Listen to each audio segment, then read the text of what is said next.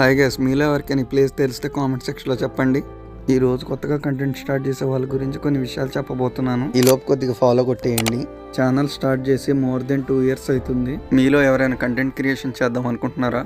నేను చేయలేను, నా వల్ల కాదు అనుకునే వాళ్ళు ఈ వీడియో స్కిప్ చేయండి. అయితే నేను చేయగలను అనుకుంటారో వాళ్ళు ఈ వీడియో లాస్ట్ వరకు చూడండి. నేను కంటెంట్ క్రియేషన్ స్టార్ట్ చేసినప్పుడు ఫస్ట్ 2 రోజులు బాగానే చేశాను.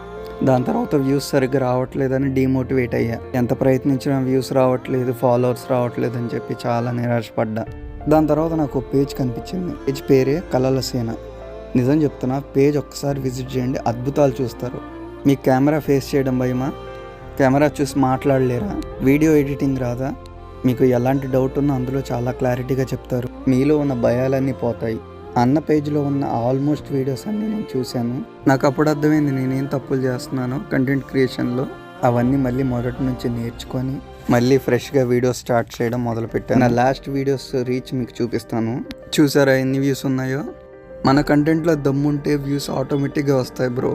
నాకు ఫాలోవర్స్ తక్కువ ఉండొచ్చు, కానీ 13 లక్షల మంది నన్ను చూశారు కదా, అది చాలా అనిపించింది.